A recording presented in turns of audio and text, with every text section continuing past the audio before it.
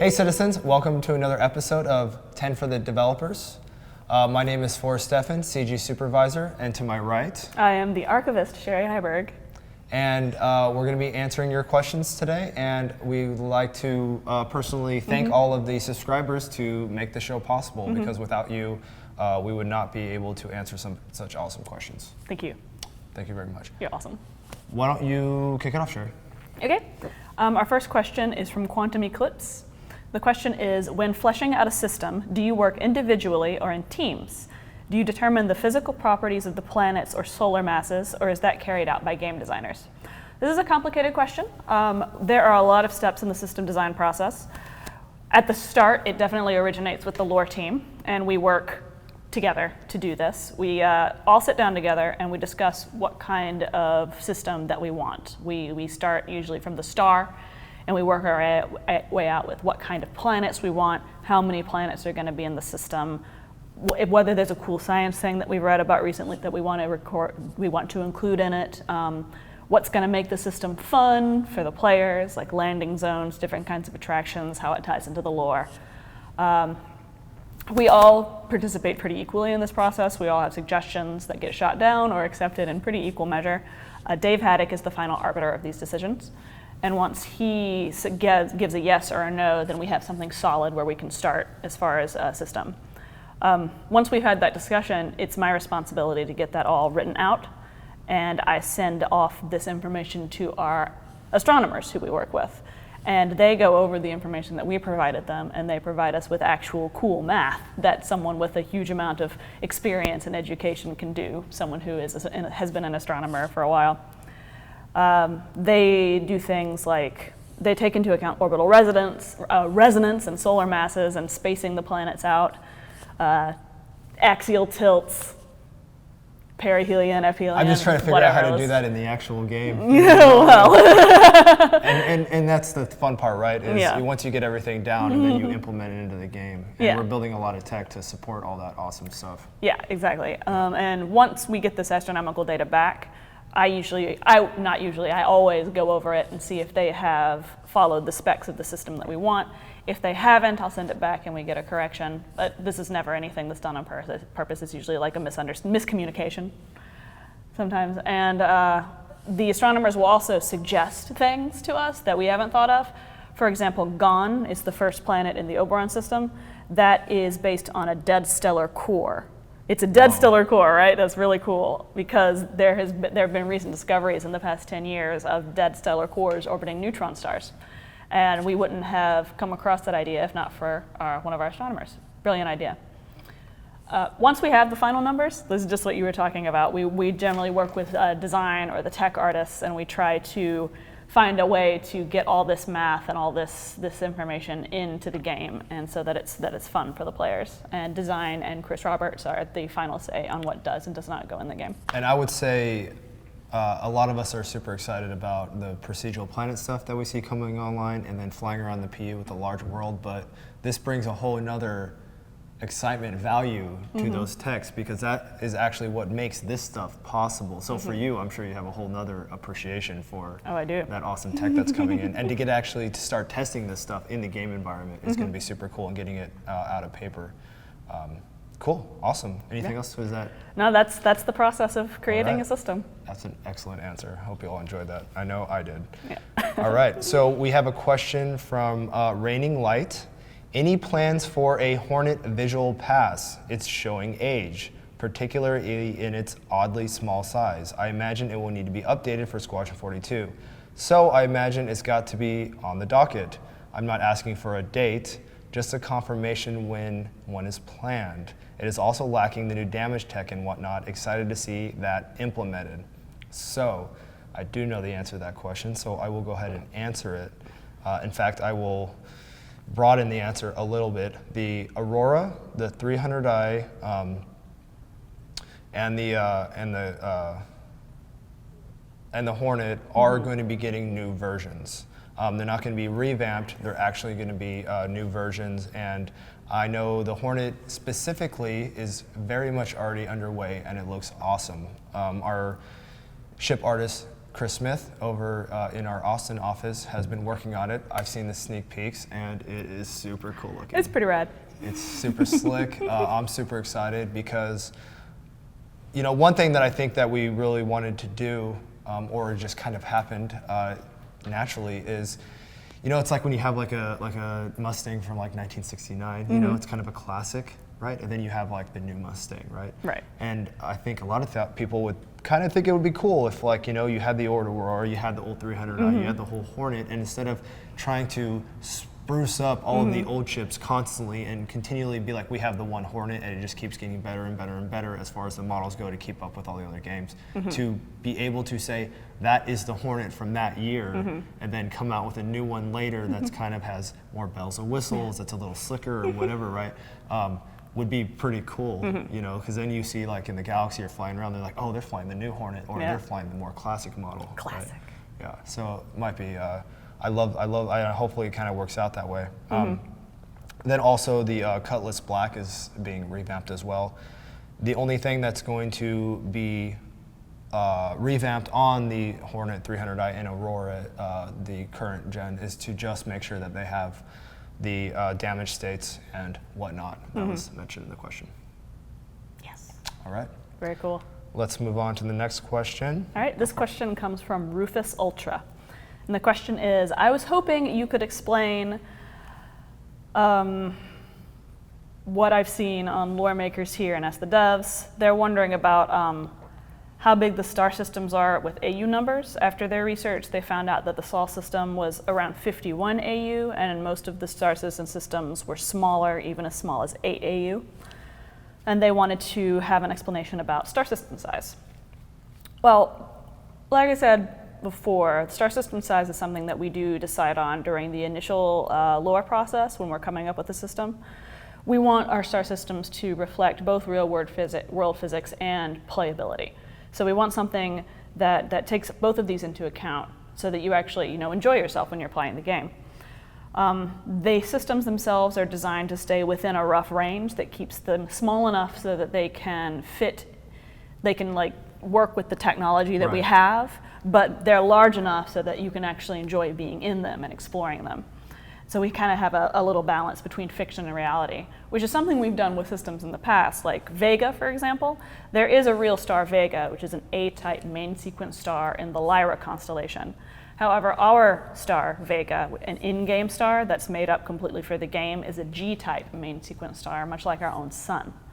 So that, I feel like that's a really good example of the balance we strike between what is real and what is in our game but takes inspiration from reality. And I think that also kind of, that's one thing, that's kind of this game's niche that I think it does so well, is the consistency that it keeps between pure simulation and pure game. And it has this beautiful in-between, kind of towards the simulation, but it still has so many of those game aspects that it makes it fun to play. Right. And that's what kind of makes this game, I think, is going to be pretty special and awesome. Yeah. So to answer the core of your question, our systems are a wide range of sizes, but they generally, like, some are very small, some are very big. Generally, we go between, I'd say like between 5 and 15 AU on average, but they can range far outside of those. Let's move on to the next one, and that is from Daz. What concept ship are you most excited to hear to enter the pipeline, and why is it the Banu Merchantmen? So I love the Banu Merchantmen, but I'm going to go with another ship. I am most excited about the Polaris Corvette. And I call it a Corvette because it is a Corvette, but it's really just the RSI Polaris, which is gorgeous. It is big and like kind of chunky, but kind of slick. It has that just like that well mechanically engineered feel. It's bigger than the Constellation, and it's kind of taken my favorite, because I love the Constellation, was kind of my favorite, and now I'm like, oh, this Polaris is super awesome, but it's still smaller than the Idris, so it has kind of the best of both worlds. So it's just a super cool looking ship. It's being art directed by Paul Jones and Nathan over in the UK studio, and it's just looking awesome. So I'm super excited to see that enter the pipeline. I cannot wait. It's kind of already getting there, so Really excited about that. Next question from Daz. I just threw two. You in threw there. two together. Yeah, You why just not? like combine the questions. Why not? You know. Why are the next ships expected to hit hangar ready? What are the next ships expected to hit hangar ready? So I'm going to try my best to answer that question for things that I kind of know, right? Because I know people always want to have answers of when things are going to come out, stuff like that. But in general, as far as my knowledge goes, the Reliant is going to be the ship that's going to be coming up in the hangar next, which is my favorite small ship. And the Reliant is just so cool. It was concepted by David Hoppins, and it was passed over to Elwin and Dan Kumaneski and the ship team here to flesh out that ship, and they just did an awesome job, and it's so cool looking. It's just super, the way that it flies, and like the cockpit turns and the thing, and it's gonna be super cool, and I can't wait to get that in the hangar, and even more so, that's just gonna be so like, I'm gonna want to fly it as soon as I see it in the hangar, just bust through the hangar doors, and I'm gonna have to stare at it for a while. So, but I can't wait to fly that thing, and then.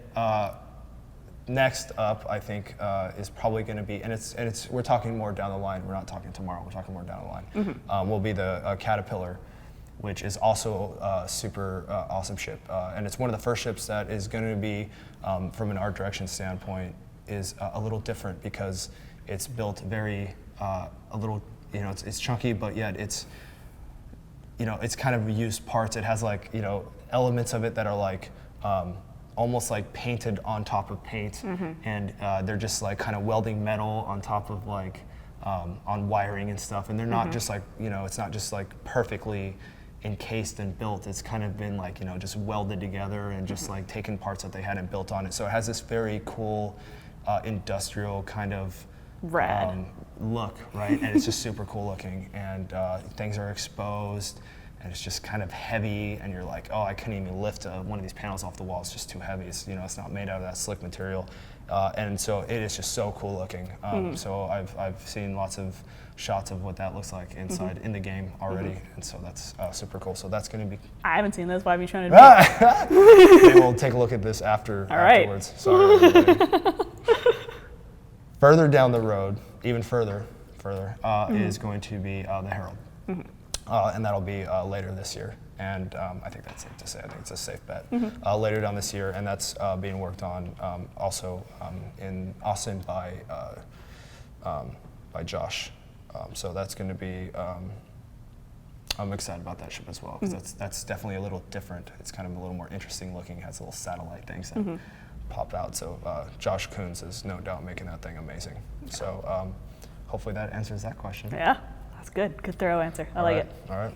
All right. Next question is by Bacon of War, who asked me something that appealed to the less glamorous side of my job, but I like talking about it because it's a lot of what I do around here.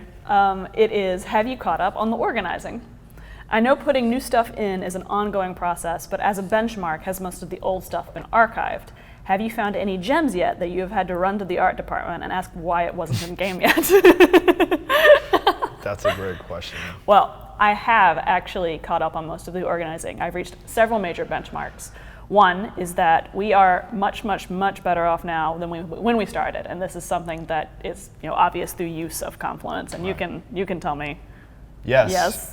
What's funny is that when Sherry actually first started, one of the first things I said is the artists need help. We need help on the organization side for our wiki page, Confluence. Yep. And I said, the artists have made an absolute mess in there. Those artists. Can you help? And so she calls me over and says, by artists, do you mean you? How many pages did I have in there that were just unorganized? At least 200. Yeah. Like at least 200. Created by Forrest Steffen. Yeah. Last edited by Forrest Steffen. Yeah. Like, So it turned out it was actually me making the mess in there. So in the artist section at least. Yeah. What other major milestones I've reached is I've archived over 2,000 pages. They are still preserved in our system. They are out of the search results, so they don't mess up. If someone is looking for the latest documentation, they don't pull up something from 2 years ago, and it doesn't mess up their process because it just doesn't appear anymore. But it is still preserved, and it is accessible if someone wants to reference it, so that they don't make a mistake someone made in the past or take an old idea that has been disapproved, that kind of thing. And our current documentation is kept organized by team or asset depending on the needs of what is being done, which has helped the organization of Confluence by many miles. And you monitor it as well. I do. I monitor it. I know for a fact that Sherry has archived pages that specifically say "Do not touch" in giant red lettering because they are archived into the non-accessible zone. That's right. And I found pages that I've tried to edit and bring back into the wiki page, and I get a message within about 1 minute like, on what are you editing doing? the page saying, why are you editing that page? And I'm like, am I not supposed to? And she says, do you see the giant red letters on top? It says, do not edit. So like, that's super helpful too, because I will still get into trouble if no one's monitoring it. Yeah, and I think what's most important is that because I'm moderating it, I'm always available for questions. And so people don't have to dig for hours not knowing where anything is, because I know where pretty much everything is, and I can find something within about 10 minutes because I'm familiar enough with the system. Yes. And I have found some cool things in the game documentation, but I am not at liberty to speak about them, unfortunately. Yes. Yeah. We have a page that is things we have seen. Yes. It's quite interesting. It's a good page. Full of character bugs, which is wonderful. Maybe we'll share it one day. Yeah. Not today, though. All right, so excellent. Let's move on. We have another question for Bacon of War, which is interesting. One of my favorite forum names that I've seen so far. Let's see. How hard is it to wrangle assets and minions from multiple sites and time zones? What systems do you use to keep track of it all? That's an awesome question because working with multiple studios, Frankfurt, UK, US, 2 offices in US, Austin, Los Angeles. And Los Angeles is a great challenge, and it requires great organization. It does. I personally keep the directory up to date, which is very important. So everyone can recognize everybody else. We've got little pictures next to the names, that kind of thing. Yeah, and then for art assets, we use a software called Perforce. And within Perforce, it allows everybody to submit their art assets to the same location. And then we also use Shotgun software, which allows us to keep track of all of our concepts and all of the feedback and so on and so forth. Everyone has access to the same systems. It's not segregated whatsoever, including Confluence, and that allows us to work as one studio internationally. Yes. Yeah, internationally. Across time zones. As far as wrangling each art asset, we have art managers and art leads and art directors in each studio. So you kind of have your local art managers that manage each team kind of locally. So we don't have to cross-manage too much because we are in different time zones. Yeah. I mean, and as to that, we do have global sync times that we try to stick to for meetings that are known throughout the studios. Right. Yeah, totally. And nowadays with Skype and the internet and the ability to share data over online, it's really not as hard as you think it would be. It's almost sometimes it could feel like you're working in the same studio. Yeah. As far as managing art assets, I mean, what's the difference if you're not, besides walking over to the person, what's the difference between being on one side of the building compared to the other side of the building, or being on one side of the building to another building in another country? There's really no difference, to some degree, other than the walking over and talking to them. To some degree, although I would love to. Besides the time difference. I would love to walk over to someone in the UK office and just shake the back of the chair and say, "Hey, look at me." Yes. That's what I really want. Yes. I just want to be obnoxious. It's good times. I should secretly fly you over there and you could shake everybody. Like, I work here now. Yeah. All right. So hopefully that answers your question. All right, next we have a very good question from Daz, which I am very happy to answer. Can you explain how work on the Galactapedia is processing? What is the look and feel of the system that is being designed, and will we have access to this both in-game and from the website? The answer to that is everything is spiraling outwards towards the star map. The star map is basically the cornerstone of the Galactapedia, and we are planning on releasing the first bare bones version of the Galactapedia very soon, actually. We have been in meetings with Turbulent. They have made wonderful mock-ups of how they want the Galactapedia to look.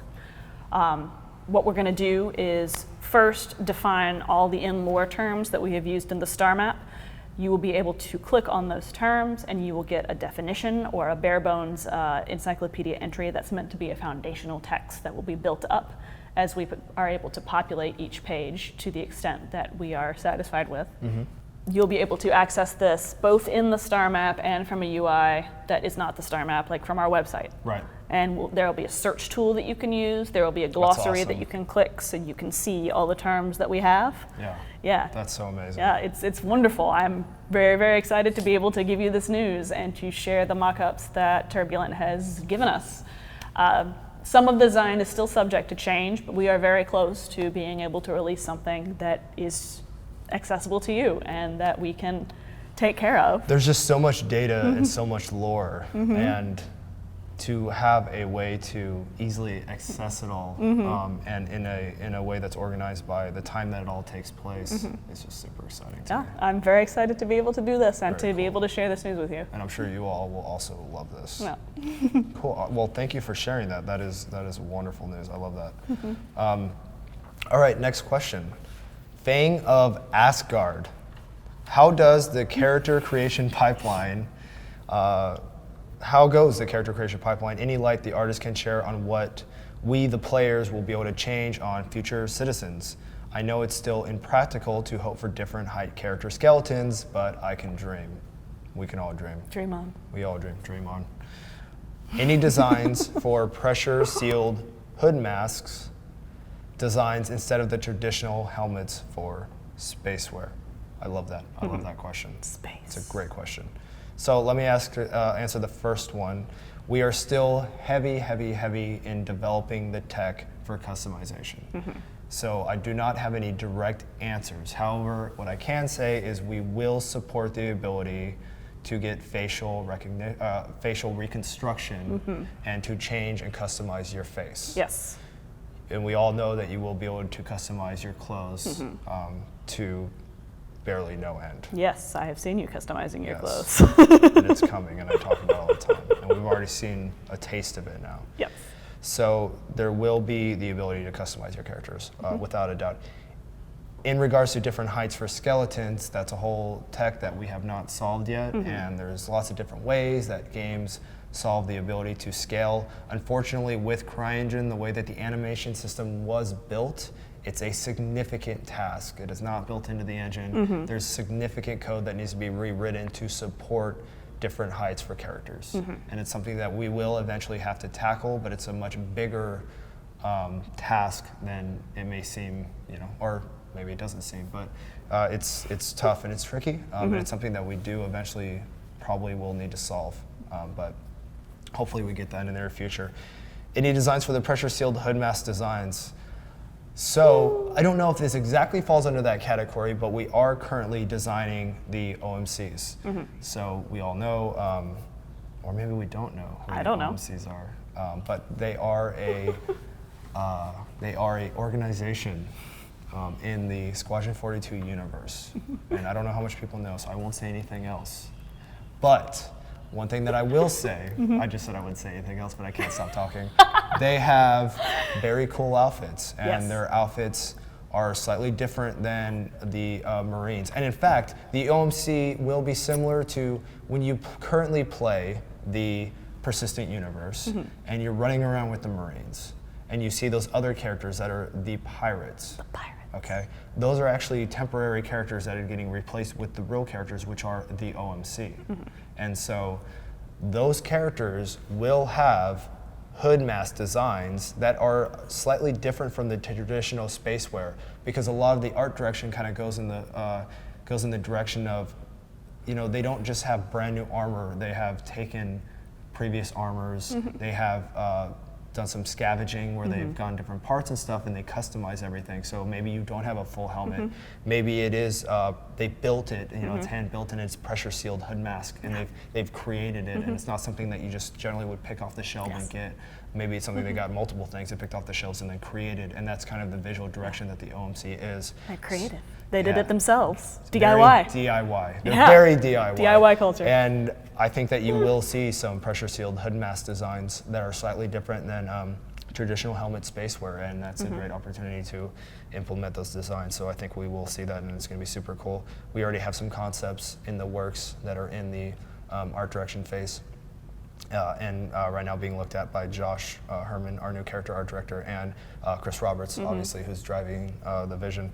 And they're kind of going through the concepts and designing them right now. So, and they're kind of heading towards that direction. So you should see something very cool in regards to that question. So our next question is from Algared. And the question is, I love the Loremakers guide section you and the other Loremakers have been doing. Will we eventually see a Loremakers guide for every system? Have you found any holes in the Galactapedia which required additional lore written? And if so, can you share any examples? And have you specifically written any lore? The answer to that is yes. We are absolutely trying to do every system. There are quite a few systems that we still have yet to cover, so we should be doing this for a while now. We'll continue to take turns giving our own perspectives on the systems. You know, I usually like to cover the sciencey angles. Will and Dave and Adam like to cover the lore aspect, and Adam will often sneak in some good science stuff. And we all, I think we work together very well as a unit, just like being able to discuss all these systems.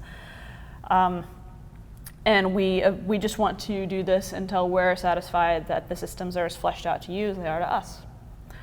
I specifically have written some lore. I was part of the team that created the descriptions that are currently in the star map. As there are hundreds of descriptions, I can't say off the top of my head which ones I did write, because there's just so many of them. But I can say that I wrote all the descriptions for the moons of Terra and the moons of the Caliban system, because those are some things that I did very recently. So you can look that up and know that that came from me. That was me. And I've also had a hand in some lore that has yet to be released. Ooh, very, so interesting. And just say that you're the hand of God. No. Well, in the galaxies, I am akin to that. And not all systems have been fully developed. Also, there are systems that we have yet to create, and there are holes that remain to be filled. To answer that part of your question. Black holes? There is a black hole. Awesome. Tensa. Fantastic. It's good. What's your favorite thing in space? Black holes, stars, planets, moons? What do you like? If you have to write a description for something, what's your favorite thing to write a description for? I really like talking about stars. Stars? Stars in general, like the life cycle of stars. What's your favorite type of star? I really like the red dwarfs because they are everywhere. They're the most populous star that we know of. They last, as far as we know, forever. We've never seen one burn out. They're very small and they try very hard, and they're good candidates for life, and the cool planets that can be around them, like Horus, for example. I was big in pushing for the creation of Horus as a system that had a planet that was tidally locked to the red dwarf, so there was life around the solar terminator. Right. Yeah, Very cool. That was pretty cool. I just like so many things about space. I like nebulas and galaxies. I like black holes. I like the cool diamond planets that we've been finding, which are kind of related to the stellar cores that I was discussing earlier. Oh man, I like that our solar system, as far as we know, is very different from almost all the solar systems that we've seen. I love that we are in the young childhood of the exoplanet discovery phase of NASA. Like Kepler is doing such a great job. Thousands of exoplanets have been discovered through the persistent efforts of a very, very few people. It's just a really wonderful time. I can't believe that the first exoplanet was only confirmed in 1995. That's absurd. That's such a short time ago. Yeah. I know, we have so much left to discover. It's wonderful. Yeah. So that's fantastic. That was a bit tangential, but thank you for asking me that question. All that right. was really fun. No, thank you for the answer. That was wonderful. Oh. All right.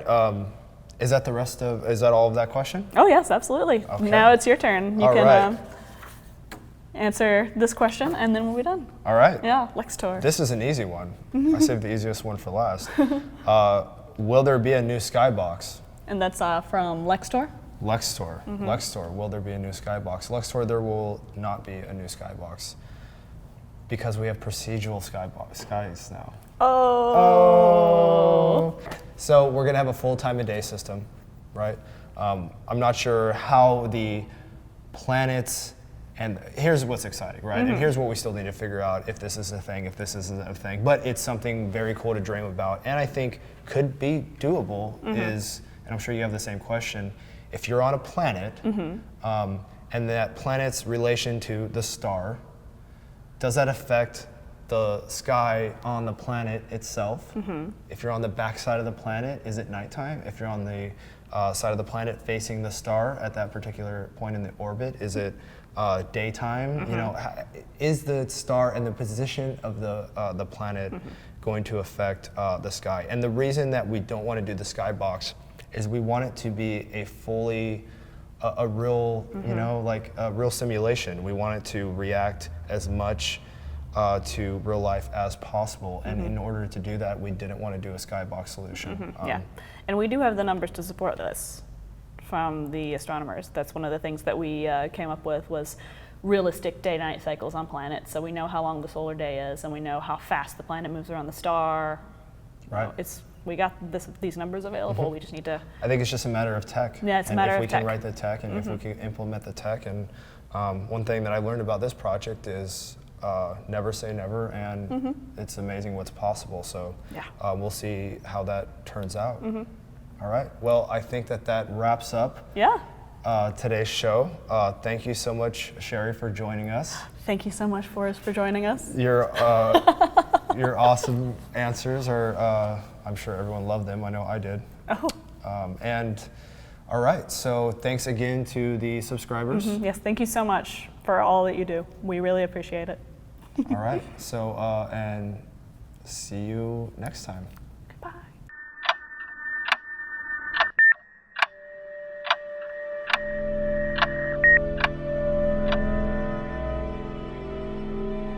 Hey guys, thanks for watching 10 for the Chairman. If you guys would like to see more episodes, go here. If you guys would like to subscribe to our YouTube channel and always keep up to date with all our video content, go here. And if you guys would like to watch episodes of Around the Verse, go here please. And I will see you in the verse.